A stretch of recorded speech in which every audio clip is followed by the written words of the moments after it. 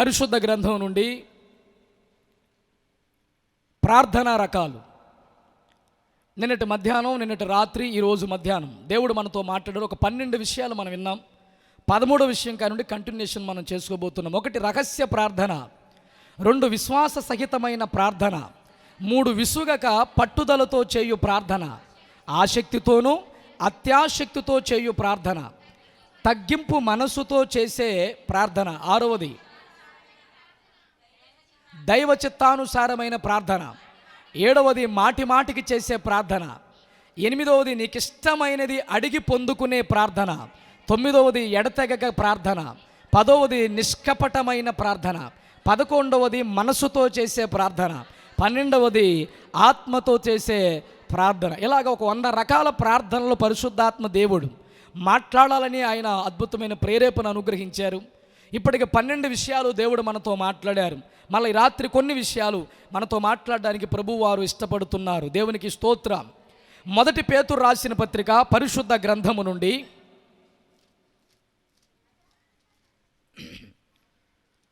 1 పేతురు రాసిన పత్రిక 3వ అధ్యాయము 12వ వచనం. ప్రభువు కన్నులు నీతిమంతుల మీదను ఆయన చెవులు వారి ప్రార్థనల వైపును ఉన్నవి కానీ ప్రభువు ముఖము కీడు చేయు వారికి విరోధముగా ఉన్నది. ఇక్కడ మరొక అద్భుతమైన ప్రార్థన అంశం కనబడతా ఉంది. ప్రార్థనలో ఒక అద్భుతమైన ప్రార్థన 13వది నీతిమంతుని ప్రార్థన. ప్రభువు కన్నులు నీతిమంతుల మీదను ఆయన చెవులు వారి ప్రార్థనల వైపును ఉన్నవి కానీ ప్రభువు ముఖము కీడు చేయు వారికి విరోధముగా ఉన్నది. ఇక్కడ నీతిమంతుని ప్రార్థన కనపడుతుంది. ప్రభువు కన్నులు ఎవరి ప్రార్థన మీద ఉన్నాయంట?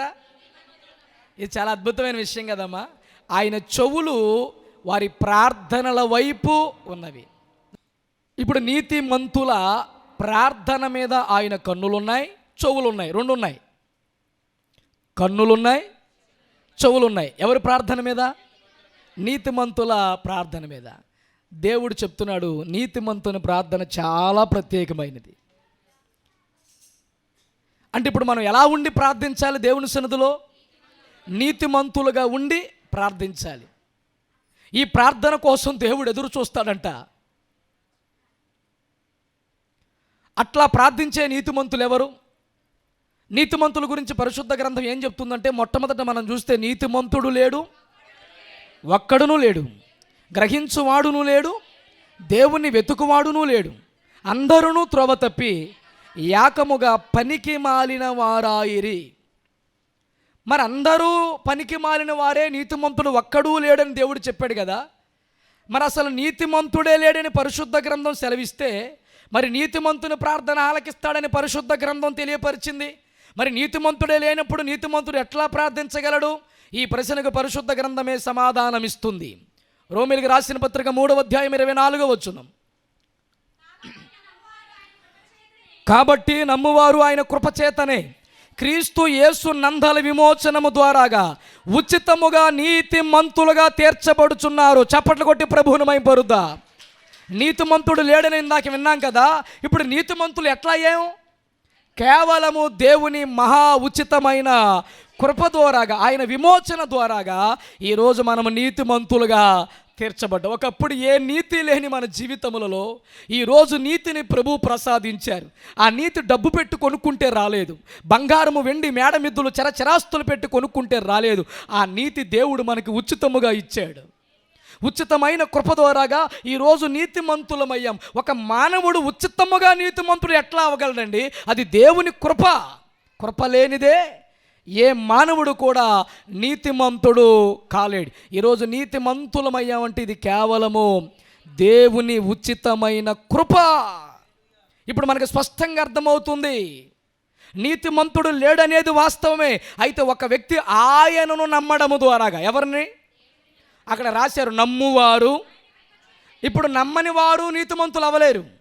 ఆయన నమ్మేవారు ఖచ్చితంగా ఉచితముగా ఆయన కృపచేత ఏమవుతారంటే నీతిమంతులు అవుతారు.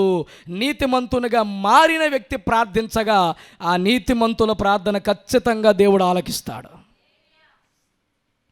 నీతిమంతుల ప్రార్థన మీద ఆయన కనులుంటున్నాయి, నీతిమంతుల ప్రార్థన మీద ఆయన చెవులు ఉంటున్నాయి. ఈరోజు నీతి కలిగిన నీ ప్రార్థన తప్పక దేవుడు ఆలకిస్తాడు. నీతిమంతుడుగా నీతిమంతురాలుగా ఉండి ఎవరు అంగలార్చినా, ఎవరు రోధించినా, ఎవరు ప్రార్థించినా, ఎవరు ప్రాధేయపడినా నీతిమంతుల ప్రార్థన తప్పక దేవుడు ఆలకిస్తాడు.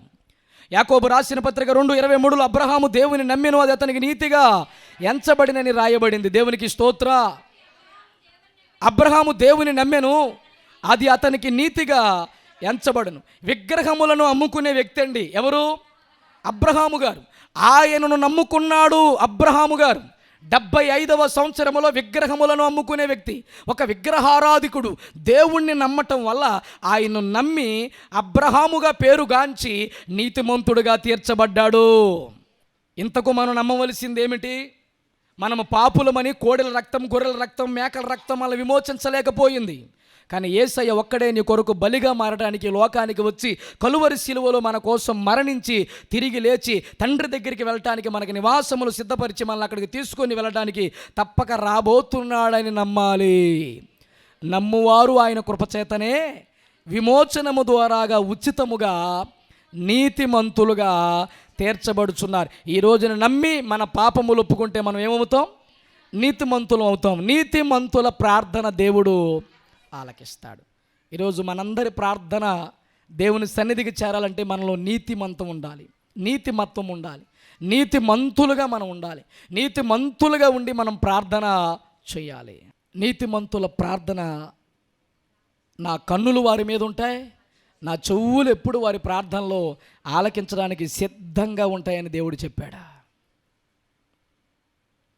మనం నీతిమంతునిగా తీర్చబడ్డామని మనకి ఎట్లా తెలుస్తుందంటే దీనికి సర్టిఫికెట్స్ ఉండవు. కానీ ఆయనతో మనకున్న అత్యున్నతమైన సంబంధాన్ని బట్టి నేను ఖచ్చితంగా నీతిమంతుడిగా తీర్చబడ్డాను. ఈరోజు నా సహవాసం ఎవరితో అంటే దేవునితో. నాతో ఆయనతో నేనున్నానని ఎప్పుడైతే నీ మనస్సాక్షి పనిచేస్తుందో నువ్వు ఖచ్చితంగా నువ్వు నీతిమంతుడిగా తీర్చబడినట్లే. ఎలా తీర్చాడంటే ఉచితమైన కృప. నిజంగా చెప్పాలంటే ఒకప్పుడు మనందరం పాపులమే, అవునా?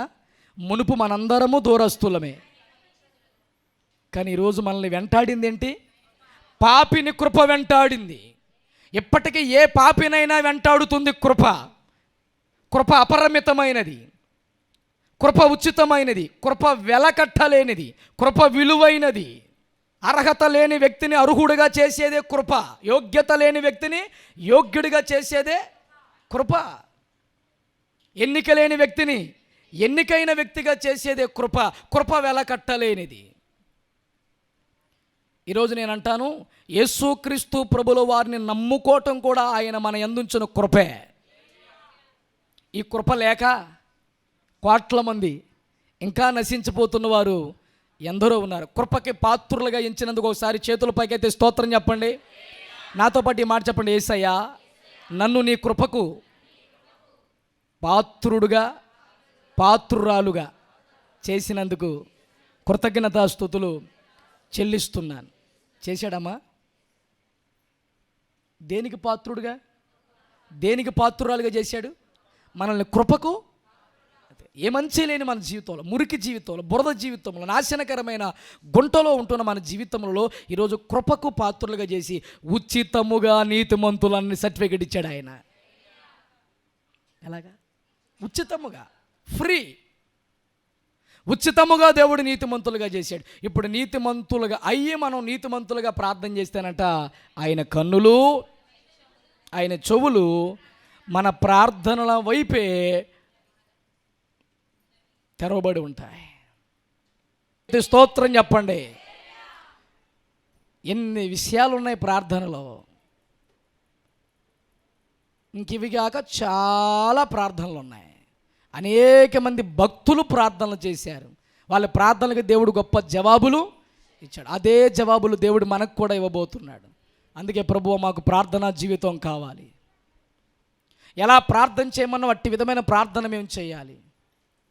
మా జీవితంలో పూర్తిగా నీ మీద ఆధారపడుతున్నాం, సందేహింపగా నీ మీద ఆనుకుంటున్నాం, నీ మీద ఆధారపడుతున్నాం ప్రభువా. మా జీవితంలో కూడా కార్యం చేయి ప్రభువా. ప్రార్థించండి, కృతజ్ఞత కలిగి ప్రార్థించండి, పట్టుదల కలిగి ప్రార్థించండి, శ్రమయందు ఓర్పు కలిగి సంతోషించి ప్రార్థన చేయండి.